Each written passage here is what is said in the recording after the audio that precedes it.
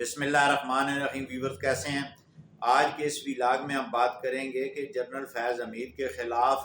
Field general court martial کی کارروائی تقریباً آخری مراحل میں داخل ہو چکی ہے، اور اس کے بعد آج پی ٹی آئی کا کیا موقف آیا ہے اور اس پر کیا چارجز لگائے گئے ہیں۔ تو سب سے پہلے آپ کو بتاتا چلوں کہ فیض حمید جو ہے وہ ڈسٹرکٹ چکوال کے ایک چھوٹے سے گاؤں لطیفال کے رہنے والے ہیں، اور انہوں نے جو بطور آئی ایس آئی کے چیف کے جو خدمات سر انجام دیں اور جو ان پہ چارجز لگے ہیں، ان کے حوالے سے پاک فوج کا جو شعبہ ہے اس میں ان کو طلب کیا گیا، اور اس کے ساتھ ساتھ جو ہے 12 اگست 2024 کو ان کو اریسٹ کیا گیا، اور اس کے بعد جو ہے پھر یہ ان پہ جو ہے وہ مختلف قسم کے جو ہے انویسٹیگیشن ہوتی رہی ہے اور چارجز لگائے گئے ہیں۔ اب جو چارج جو ہے یعنی کہ فرد جرم جو لگا دی گئی ہے وہ یہ ہے، نمبر 1 پہ ہے جناب کہ آپ سیاسی سرگرمیوں میں ملوث رہے ہیں، نمبر 1 ہے۔ نمبر 2 پہ ہے آفیشیل سیکرٹ ایکٹ کی آپ نے خلاف ورزی کی، یہ دوسرا چارج ہے۔ تیسرا چارج ہے کہ آپ نے ریاست کے تحفظ اور مفاد کو نقصان پہنچایا۔ چوتھا جو چارج ہے وہ ہے کہ اختیارات اور سرکاری وسائل کا آپ نے جو ہے وہ غلط استعمال کیا ہے۔ نمبر 5 پہ ہے کہ آپ نے افراد کو نقصان پہنچایا ہے۔ یہ جو چارجز ہیں یہ لگائے گئے ہیں، اور اس کے ساتھ ساتھ جو ہے انہوں نے یہ کہا ہے کہ کورٹ مارشل کے پروسیڈنگ کے دوران ملک میں بدعنوانی اور پرتشدد واقعات جو رونما ہوئے ہیں، 9 مئی ہو یا اس کے بعد جو ہو رہے تھے، ٹھیک ہے، اس کی علیحدہ سے تفتیش ہو رہی ہے، اور اس کے ساتھ ساتھ جو ہے وہ پی ٹی آئی کا موقف آیا ہے کل کہ جناب یہ ان کا اندرونی معاملہ ہے اور فیض حمید کے ساتھ ہمارا لینا دینا کوئی نہیں ہے۔ تو یہ بات جو ہے، یہ جو چارجز لگائے گئے ہیں 5 انتہائی سیریس قسم کے ہیں، اور یہ جو ہیں سیاسی سرگرمیوں میں، اچھا جو ایکٹ 2023 میں پاس ہوا ہے اس کے مطابق یہ ہے کہ کوئی بھی آرمی افیسر جو ہے وہ جب بھی ریٹائرڈ ہوگا یا جبری فارغ کر دیا جائے گا یا کسی بھی پوزیشن پہ وہ فوج سے جو ہے فارغ ہوگا، تو وہ 5 سال تک، پہلے 2 سال تھی پھر 5 سال تک آپ کوئی سیاسی سرگرمی نہیں کر سکتے۔ اور فیض حمید صاحب نے یہ کیا کہ دوران سروس بھی سیاسی گرمیوں میں ملوث رہے ہیں،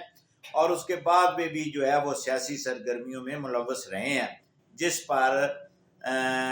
جو متعلقہ اتھارٹی ہے انہوں نے اس سے ایسا کرنے سے منع بھی کیا۔ تو اس کے بعد ریاست کے تحفظ اور مفاد کو نقصان، یہ سب سے اہم ترین ایلیگیشن ہے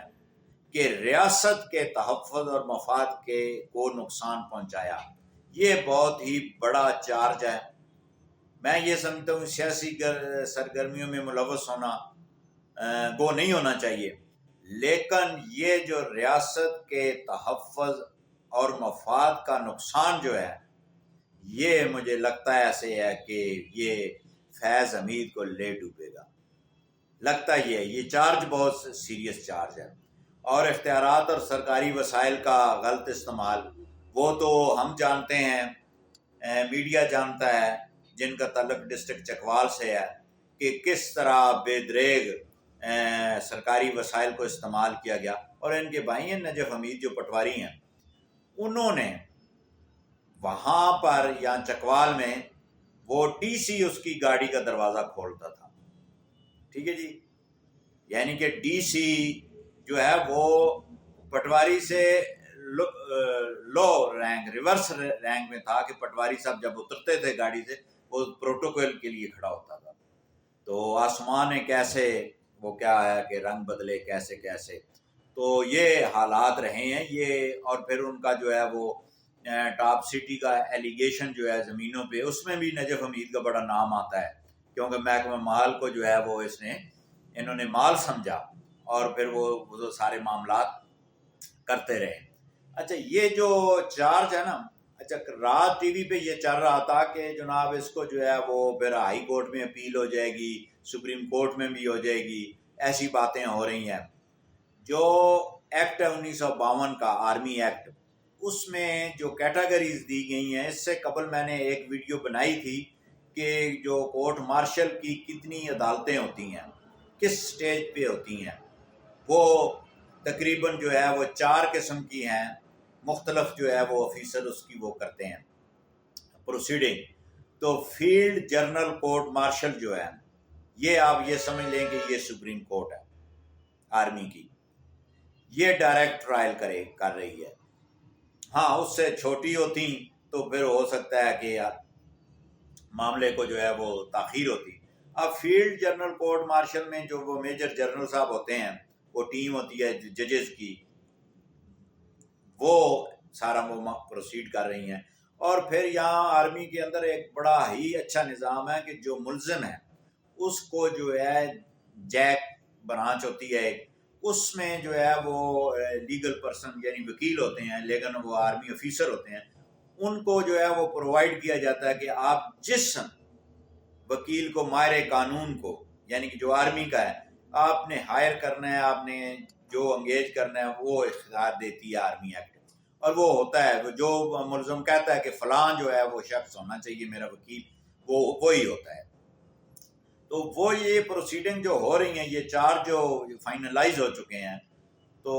اس میں جو فیلڈ جنرل کورٹ مارشل ہے، جو ایکٹ میں لکھا ہوا ہے، اس میں صرف 2 سزائیں ہیں۔ ایک عمر قید کی سزا ہے، ٹھیک ہے، دوسری سزا ہے سزائے موت۔ یا تو یہ ہوگا کہ آپ بری کر دیں گے کسی بھی شخص کو تو وہ بری ہو جائے گا، اور جب سزا کی باری آئے گی، جو میکسیمم جو سزا ہے وہ سزائے موت ہے، اور اس سے کم جو ہے وہ عمر قید ہے۔ معاف کیجیے گا، تو عمر قید ہے۔ اب عمر قید کا یہ مطلب نہیں ہے 25 سال ہے تو 14 سال ہو جائے گی تو ایسے دائیں بائیں، یہ عمر قید ہی ہے۔ تو اس کے بعد جو اپیل کا رائٹ ہے، جو آرمی ایکٹ یہ کہتا ہے، وہ یہ کہتا ہے کہ وہ field general court marshal K فیصلے کے خلاف اکیوز پرسن جو ہے وہ آرمی چیف کے پاس اپنی اپیل کرے گا، ریم کی اپیل کرے گا، وہ ایک پروسیجر ہے۔ اور اس کے بعد جو ہے وہ جو آرمی چیف کا فیصلہ ہے وہ فائنل اتھارٹی ہے، اور آرمی چیف کے فیصلے کے خلاف نہ تو کوئی ہائی کورٹ سماعت کر سکتی ہے کیس، نہ ہی جو ہے وہ سپریم کورٹ سماعت کر سکتی ہے، وہ فائنلائز ہے۔ اور یہ بھی میں آپ کو بات بتاتا چلوں کہ وہ کیسے فائنلائز ہے، کہ رحیل شریف کے دور میں جب رحم کی اپیلیں گئیں، پروسیڈنگ ہو کے دہشت گردوں کی، وہ حالانکہ سویلین تھے، تو وہاں پہ جب گئیں تو انہوں نے سزائے موت کنفرم کیا اور سزائے موت ہوئے ہیں بندے۔